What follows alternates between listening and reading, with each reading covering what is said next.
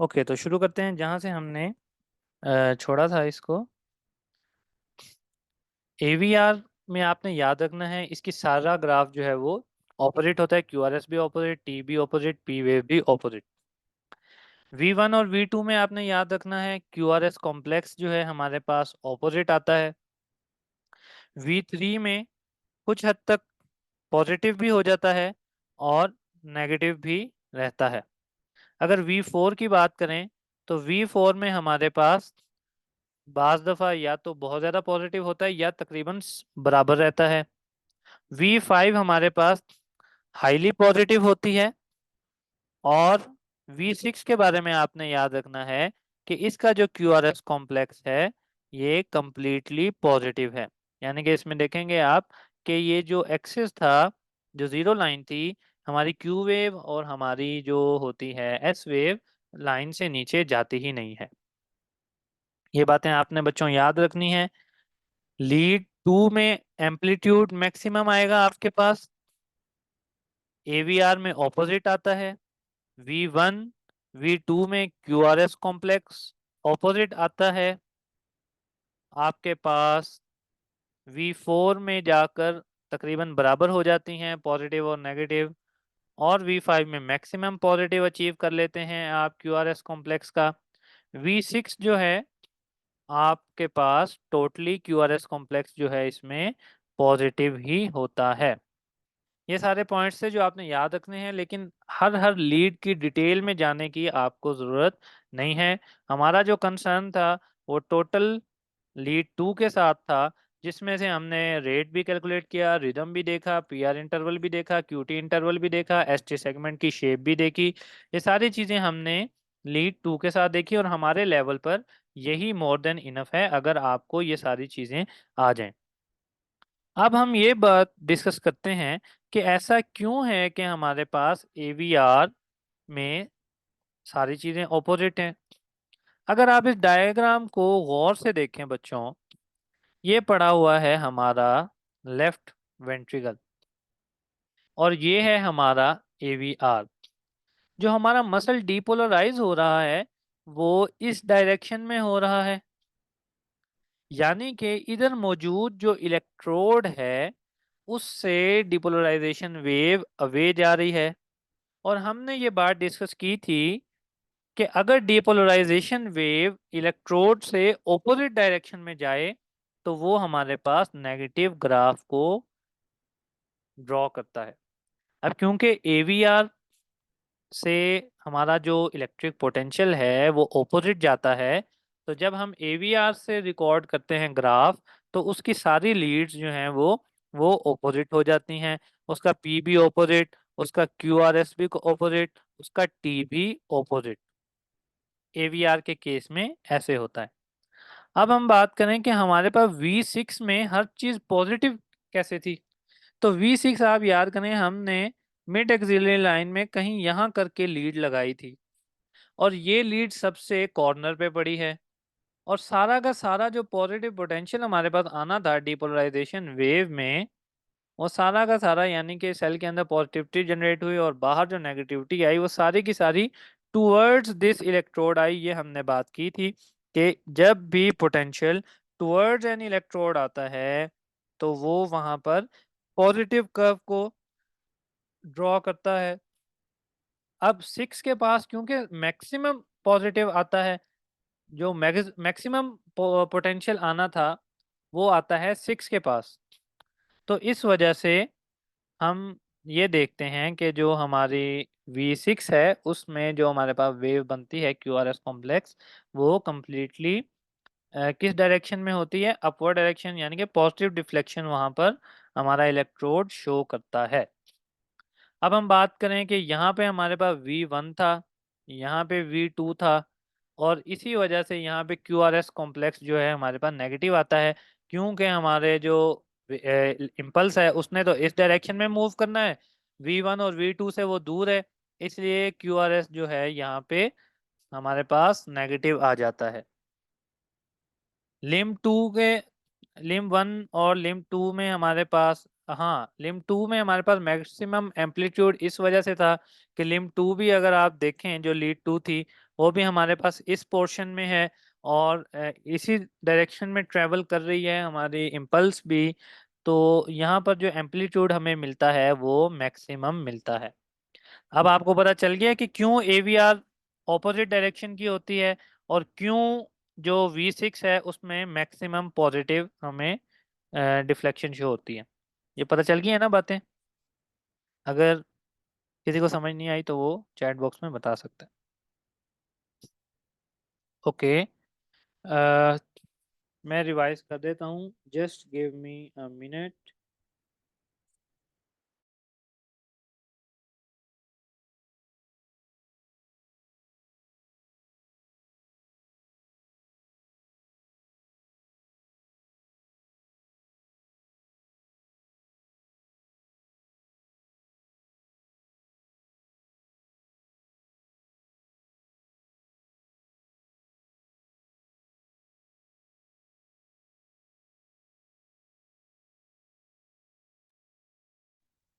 Okay, तो मैं revise कर देता हूँ कि क्यों हमारे पास एवीआर एवी और वी सिक्स जो है उसमें डिफरेंस आ रहा है। ये डायग्राम अगर आप देखें तो इस डायग्राम को डिस्क्राइब करते हुए मैंने ये बात की थी कि हमने देखना है पॉजिटिव इलेक्ट्रोड को। अच्छा, ईसीजी मशीन की एक और बात मैं बता दूं आपको, जब हम जिस लीड से पोटेंशियल ले रहे होते हैं तो हमारी ईसीजी मशीन इस तरह की बनी हुई है कि वो उस स्पेसिफिक इलेक्ट्रोड को पॉजिटिव कर देती है और उसके आसपास के जो बाकी होते हैं उनको नेगेटिव कर देती है। यानी कि जब हम V1 से ग्राफ ड्रॉ करवाते हैं उस लम्हे के लिए V1 पॉजिटिव इलेक्ट्रोड के तौर पे काम करता है और बाकी जो है वो नेगेटिव के तौर पे काम करती हैं। ये चेस्ट लीड्स की एक बात जो है आपने याद रखनी है। और हमने ये बात की थी कि जब भी इलेक्ट्रिक पोटेंशियल अगर पॉजिटिव इलेक्ट्रोड से दूर जा रहा होगा, यानी कि इलेक्ट्रिक करंट पॉजिटिव इलेक्ट्रोड से दूर जा रहा होगा, तो हमारे पास ऑपोजिट वेव बनेगी। और अगर वो उसके करीब आ रहा होगा, जैसे आप इस डीपोलराइजेशन में देखते हैं कि इस पॉजिटिव इलेक्ट्रोड के करीब आ रहा होता है करंट, तो इस सूरत में हमारे पास पॉजिटिव वेव बनती है।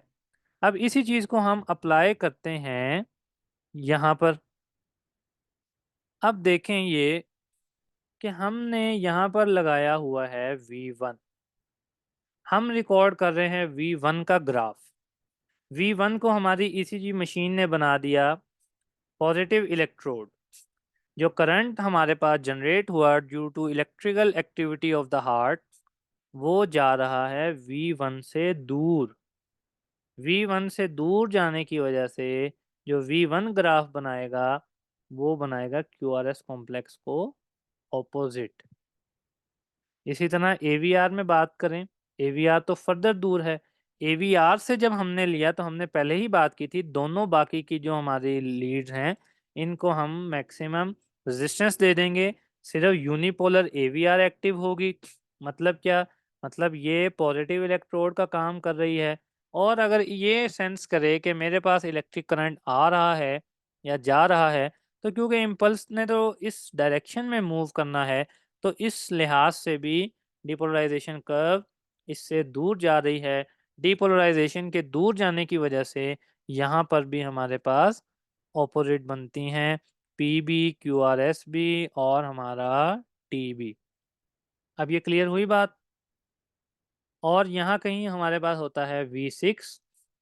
V6 से जब हम रिकॉर्ड करते हैं तो हमारे पास V6 पर जब पॉजिटिव इलेक्ट्रोड के तौर पे V6 काम करता है और वो देखता है कि मेरी तरफ ही आ रही है, डीपोलराइजेशन की वजह से आयनिक चेंज मेरी तरफ ही हो रहा है, तो वो मैक्सिमम इसको अचीव करता है और इसको जो ग्राफ है वो पॉजिटिव डिफ्लेक्शन शो करता है, पॉजिटिव डायरेक्शन में बनाता है।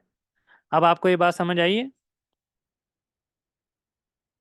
हम कल इसको इंशाल्लाह फिर रिवाइज कर लेंगे अगर आज आपको अभी भी इसमें कंफ्यूजन है। ये सारी बातें हमने देख ली। यहाँ पे आपकी नॉर्मल ईसीजी जो है वो एंड होती है।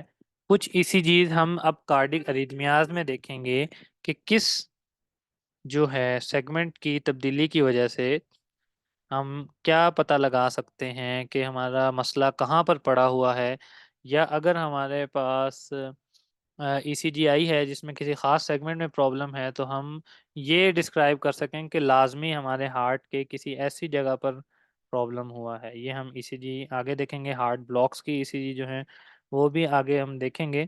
उससे पहले हम जो है कुछ ये चीज़ें जो है बच्चों आपने याद कर लेनी है। हमारी जो लीड है, चेस्ट लीड V3 और V4, ये कहाँ पर थी हमारे पास? ये हमने अटैच की हुई थी तकरीबन अपने फिफ्थ इंटरकोस्टल स्पेस में, उसके आसपास थी। तो अगर V3 और V4 में कोई प्रॉब्लम आएगा तो हम कहेंगे एंटीरियर वॉल का प्रॉब्लम है। और अगर V1, V2 और AVR यानी कि राइट हैंड पर जो लीड थी, इन तीनों में अगर कोई प्रॉब्लम आ रहा है तो हम कहते हैं सेप्टल वॉल का मसला आ रहा है, यानी कि वहां पे इंफाक्शन हो रहा है। अगर V5, V6, AVL और लीड वन में कोई इशू हो तो हम इसको कहते हैं ये lateral wall of the heart, जो lateral wall of the ventricle है, उसमें हमारे पास कोई ना कोई प्रॉब्लम होगा या एमआई हो रहा होगा। इंफीरियर वॉल के लिए हम देखते हैं AVF। एफ से आपने याद रख लेना इंफीरियर के लिए है, और वैसे भी एफ जो थी हमारे पास वो फुट के लिए थी, और फुट जो है वो नीचे की जानिब ही होता है। तो ली 2, 3 और AVF का जो ग्राफ है, ये अगर इन तीनों में कोई मसला आए तो हमें पता चलता है एमआई कहाँ पे है हमारे पास, इंफीरियर वॉल में। इसके अलावा भी मैं कुछ आपको बताना चाहूँगा। हमारी जो लेटरल वॉल है ना बच्चों, वो उसके तीन पार्ट्स होते हैं। एक तो होता है सेप्टोलेटरल, एक होता है एंट्रोलेटरल, एक होता है पोस्टीरोलेटरल। लेटरल की थ्री डिवीजन हमने की, जो सेप्टम की साइड पे है, जो एंटीरियर साइड पे है, और जो पोस्टीरियर साइड पे है। तीनों में आपने AVL तो देखना ही देखना है क्योंकि लेफ्ट साइड है आपका और वही लेटरल साइड भी बनती है। अगर लीड V1, V1, V2 और AVL में कोई आपके पास इशू आ रहा है तो आप कहेंगे आपका सेप्टोलेटरल जो पार्ट है वो डिफेक्टेड है। अगर V3, V4 और AVL में कोई मसला आ रहा है तो हम कहेंगे एंट्रोलेटरल में, क्योंकि V3 और V4 हमारे पास थी एंटीरियर के लिए और AVL है हमारे पास लेटरल साइड के लिए। तो हम क्या कहेंगे, V3, V4 और AVL एज अ होल हमें बताएगा एंट्रोलेटरल साइड। और अगर हम कहें V5, V6 और साथ AVL, लिम्ब जो लीड वन है उसको निकाल दें, V5, V6 और AVL को देखें, इन तीनों में कोई मसला आ रहा होगा तो वो हम कहेंगे किस डायरेक्शन में मसला है, पोस्ट्रोलैटरल में। ये बातें थोड़ी सी कॉम्प्लेक्स हैं और हमारे लेवल से थोड़ी सी अबव भी हैं, लेकिन अगर आप कर लें इनको तो अच्छा हो जाएगा। लेटरल साइड के लिए बच्चों एकदम मैं फिर रिवाइज कर देता हूँ। क्या चीज़ आपने याद रखनी है कि लेटरल चाहे सेप्टो हो, एंट्रो हो या पोस्ट्रो हो, AVL तो आपने देखनी ही देखनी है। लेकिन एडिशनली कौन सी लीड्स देखनी है? अग आपने निमोनिक याद रखना है सैप का, SAP। अगर तो सेप्टोलेटरल की वो बात करेगा तो 1 और 2 देखेंगे। V1 और V2, लीड वन और लीड टू नहीं देखनी, क्योंकि लीड वन और लीड टू जो है वो लिम्ब लीड्स हैं और V1 और V2 जो हैं वो चेस्ट लीड्स हैं। ये डिफरेंस याद रखना, बच्चे भूल जाते हैं अक्सर। सेप्टोलेटरल में हम कहेंगे V1, V2। हमारे निमोनिक में जो नेक्स्ट वर्ड था सैप में वो था A, यानी एंट्रोलेटरल, उसके लिए V3, V4। और तीसरा था P यानी पोस्ट्रोलेटरल, उसके लिए V5, V6। तो ये कुछ चीज़ें थी जो आपने याद रखनी है। ये आगे कार्डिक अरिथमिया में जब हम हर कार्डिक अरिथमिया की स्पेसिफिक ECG देखेंगे तो उसके साथ भी हम इसको एक दफ़ा इंशाल्लाह रिवाइज कर लेंगे। अब आपको ईसीजी काफ़ी हद तक जो है पता चल जाना चाहिए, rate, rhythm, PR interval, QT interval, shape, और जो बेसिक बातें हैं कि अगर आपसे कोई पूछे एवीआर क्यों ऑपोजिट है जबकि बाकी सारे तो जो हैं वो और डायरेक्शन में है, हालांकि एवीआर भी तो आपके हाथ पर ही लगा हुआ है, वो कौन सा आपने किसी और जगह पर या कोई पोस्टीरियर साइड पर लगा दिया। तो आपको मैं उम्मीद करता हूँ ये चीज़ें जो हैं अब पता चल गई होंगी। लिम्ब 2 का एम्पलीट्यूड क्यों सबसे ज़्यादा होता है, V1 और V2 में क्यों QRS कॉम्प्लेक्स जो है हमारे पास ऑपोजिट आता है, और V6 में क्यों हर चीज़ जो है वो पॉजिटिव आती है। ऑल दो इतने डेप्थ में कोई भी नहीं जाता, जस्ट जो 5 चीज़ें हमने कल डिस्कस की थी उन्हीं को डिस्कस किया जाता है। लेकिन आपको अभी से आना चाहिए, और जब आप कार्डिक वार्ड्स में जाएं तो कोशिश करें इसकी प्रैक्टिस भी करें। आपको अच्छा हाँ, बल्कि मुझे याद आया, कल मैंने बात की थी कि आप लोगों के पास अगर किसी के पास घर में ईसीजी हो और वो कोशिश करे कि उसको रेट रिदम कैलकुलेट कर सके, तो किसी को अपने घर में ईसीजी मिली फिर? एनीवन जो कि मतलब कोई जवाब देना चाहे?